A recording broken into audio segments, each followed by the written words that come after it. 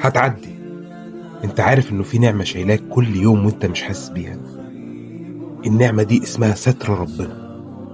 الستر ده حصن كبير ربنا عاملهولك، حصن مخبيك فيه من الدنيا، مخبيك من كلامها، مخبيك من تعبها.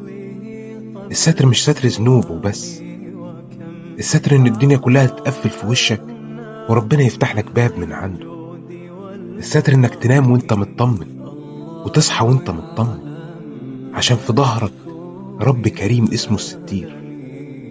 الستر مش معناه انك كامل، بالعكس، الستر معناه ان ربنا كريم، كريم معاك وبيسدل عليك ستره كل يوم.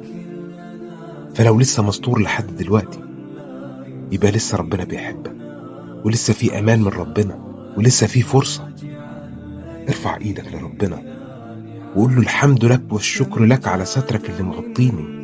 الحمد لله انك شايلني وانا مش واخد بالي.